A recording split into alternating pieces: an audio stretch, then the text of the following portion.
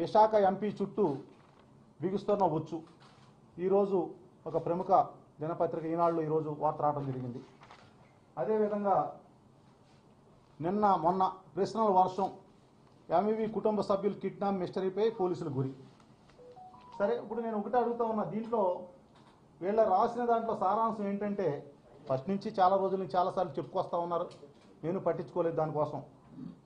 హేమంత్కి నాకు ఏదో సంబంధాలు ఉన్నాయని, హేమంత్తో నేనే కొన్ని వ్యవహారాలు సెటిల్మెంట్లు చేయించానని, దాని వలన అతనికి నాకు ఫైనాన్షియల్గా ప్రాబ్లం ఏదో డిస్టర్బెన్సెస్ వచ్చి అతని మీద నాకు కక్ష కట్టి నా కుటుంబాన్ని కిడ్నాప్ చేశాడని డబ్బుల కోసం చెప్పుకుంటూ వచ్చారు. సరే, ఎవరికి నచ్చిన స్టోరీలు రాసుకున్నారు. దాంట్లో వాస్తవాలు ఏంటో మాకు తెలుసు, బాధపడిన కుటుంబానికి తెలుసు, మా భార్యకి తెలుసు, మా కుమారుడికి తెలుసు, మా స్నేహితుడు జీవి గారికి తెలుసు. ఆ బాధ ఎంత పెయిన్ఫుల్గా ఉంటుందో, ఏ రకంగా వాళ్ళ ప్రాణాలు పోయి చచ్చి బతికి వచ్చారనేది వాళ్ళకి తెలుసు, ఆ బాధ అనిపించిన వాళ్ళకి తెలుసు. సరే, జరిగింది ఏదో జరిగింది, మన కర్మ అనుకున్నాం, బాధ అనుకున్నాం, అయిపోయింది అది అయిపోయింది. సరే, ఇప్పుడు ఈ కొత్తగా ఏంటంటే, దీంట్లో ఈ కేసుని తిరిగి ఎంక్వైరీ చేసి దీని వెనక కారణాలు ఏంటో తీయాలని మళ్ళీ మొదలుపెట్టారన్నారు. చాలా మంచిది, దీనికోసం పూర్తిగా ఎంక్వైరీ చేయండి.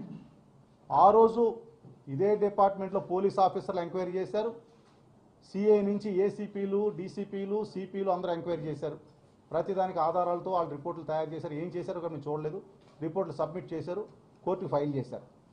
అదేవిధంగా ఈరోజు కూడా మళ్ళీ చేయమనండి, చేసి దాని వెనక ఎవరున్నారు, దాని వెనక ఏం జరిగింది, ఎందుకు చేయవలసి వచ్చింది, పూర్తిగా ఎంక్వైరీ చేసి మరొక్కసారి దాని మీద విచారణ జరిపించమని కూడా నేను కూడా కోరుతా ఉన్నా డిపార్ట్మెంట్ని, ప్రభుత్వాన్ని.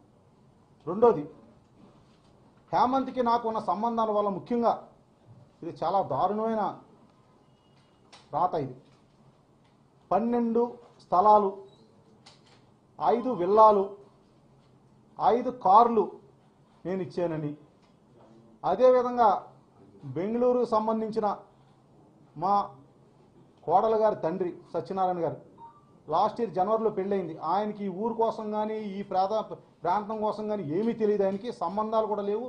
అటువంటిది ఓన్లీ మాకు నచ్చిన సంబంధం, మాకు తెలిసిన వ్యక్తులు కాబట్టి మేము పెళ్లి చేసుకున్న పాపను ఇక్కడ తెచ్చుకున్నాం. ఆయన దగ్గర కూడా వెళ్ళిపోయి ఆయన కూడా ఇందులో ఇరికించేసి సత్యనారాయణ గారు హేమంత్కి ఎందుకు గిఫ్ట్లు ఇవ్వాల్సి వచ్చింది. సరే, బాగుంది అన్నీ కూడా. నేను ఒకటే ప్రశ్నిస్తా ఉన్నా, ఎవరైతే రాశారో దీంట్లో ముఖ్యంగా ఏమని రాశారంటే, గత నుంచి చెప్పుకొస్తా ఉన్నారు, హేమంత్ అనే వ్యక్తి ముద్దాయి, ఒక హత్యానేరంలో ముద్దాయి. 2019లో ఒక కార్పు కౌన్సిలర్ని చంపేసి అప్పటి నుంచి విచారణ జరిగి ఇప్పుడు జీవిత ఖైదు అనిపిస్తున్న ముద్దాయి అతను ఉత్తరం రాసి, సంతకం లేని ఉత్తరం, అతను జైలు నుంచి విచారణకు వచ్చినప్పుడు స్నేహితుడికి ఇస్తే స్నేహితుడి ద్వారా బయటకు వచ్చిందని వాళ్ళు రాసిన కథాంశం. అసలు జైల్లో శిక్ష అనిపిస్తున్న ముద్దాయి ఎవరైనా సరే వితౌట్ జైలు సూపరింటెండెంట్ కానీ జైలు స్టాఫ్ పర్మిషన్ లేకుండా ఏ ఉత్తరం కానీ ఏ ఫోన్ కాల్ కానీ బయటకు మాట్లాడకూడదు. మాట్లాడితే అది నేరం.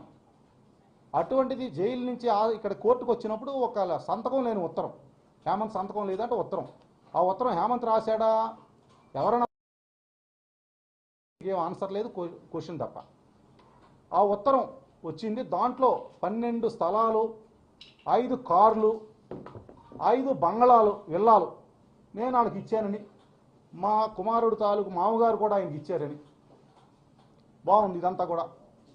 నేను ఒకటే అడుగుతా ఉన్నా, ఈరోజు 5 కార్లు, అది కూడా మామూలు కార్లు కాదు, బెంజు, బెంట్లీ, ఆడి, జాగ్వార్, ఈ కార్లు అతను చెప్పిన దాని ప్రకారం ఏ కారు అన్నా ఈవేళ ఒక నెంబర్ రిజిస్ట్రేషన్ అయ్యి ఉండాలి, AP 31 సో ఏ కారుకైనా. నేను ఒకవేళ గిఫ్ట్ ఇచ్చి ఉంటే 5 కార్లు అతనికి, ఏ కారు నెంబర్ గారు కార్లు నేను గిఫ్ట్ ఇచ్చాను, ఆ కార్లు ఎవరి పేరుతో రిజిస్ట్రేషన్ అయ్యి ఉన్నాయి, ఇవాళ ఎక్కడున్నాయి, ఎవరు వాడుతున్నారు ఆ కార్లు. అతను జైల్లో ఉన్నాడు కాబట్టి ఆ కార్లు ఎవరి దగ్గర ఉన్నాయి. నేను ఇచ్చుంటే ఏం చేయాలి, నేను కొని నా పేరుతో, కంపెనీ పేరుతో కానీ నా పేరుతో కానీ కొని అతను ట్రాన్స్ఫర్ చేయాలి. అంటే దానికి ఒక నెంబర్ ఉంటుంది, అది ఏ బ్రాండ్ అయినా ఒక రిజిస్ట్రేషన్ నెంబర్ ఉంటుంది, కారు బ్రాండ్ ఉంటుంది. సో ఎవరో కూడా వాడుతూ ఉండాలి కదా కార్లు. ఎక్కడైతే పడేయారు కదా, సొంతూరులో పడేయారు కదా కార్లు, పడేస్తున్న రికార్డు ఉండాలి.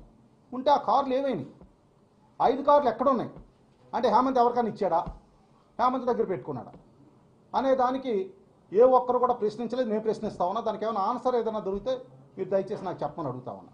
రెండోది, 5 విల్లాలు, ఖరీదైన బంగళాలు, 5 బంగళాలు నేను గిఫ్ట్ ఇచ్చానని చెప్పి, మా వియంకుడు గారు కూడా గిఫ్ట్ ఇచ్చారని చెప్పి.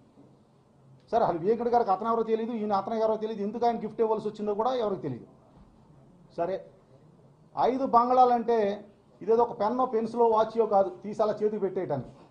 ఒక real estate property, immovable property కానీ మూవబుల్ ప్రాపర్టీ కానీ ఏదైనా ట్రాన్స్ఫర్ చేయాలంటే దానికి ఒక రిజిస్టర్ ఆఫీస్కి వెళ్ళాలి, దానికి ఒక గిఫ్ట్ డీడ్ని రిజిస్ట్రేషన్ చేయాలి, దానికి ఒక డాక్యుమెంట్ ఉండాలి, అక్కడ ప్రాపర్టీ ఉండాలి.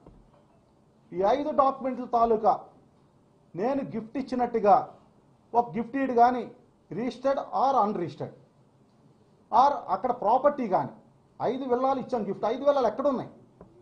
5 విల్లాలు ఒక విల్లా అని ఎవరైనా చూసారా? ఏ ప్రాంతంలోనే, ఏ లేఅవుట్లోనే, ఏ ఏరియాలో ఉన్నాయి? ఉంటే అట్ల తాలూకు డాక్యుమెంట్ ఏది? ఎవరి పేరుతో గిఫ్ట్ ఇచ్చాను? పోనీ వాళ్ళ అమ్మ పేరుతో ఇచ్చాను, వాళ్ళ నాన్న పేరుతో ఇచ్చాను, అతని పేరుతో ఇచ్చాను, వాళ్ళ తమ్ముడు పేరుతో ఇచ్చాను, ఎవరి పేరుతో గిఫ్ట్ ఇచ్చాను? 5 బంగ్లాలు ఎక్కడున్నాయి అనేది కూడా వివరాలు ఇమ్మని కూడా నేను అడుగుతా ఉన్నా. దానికి ఆన్సర్ లేదు. 12 స్థలాలు నేను గిఫ్ట్ ఇచ్చాను. 12 స్థలాలు గిఫ్ట్ ఇస్తే ఆ స్థలాలు ఏ లేఅవుట్లో ఉన్నాయి, ఎక్కడున్నాయి? ఆ 12 స్థలాలకి డాక్యుమెంట్లు ఎక్కడున్నాయి?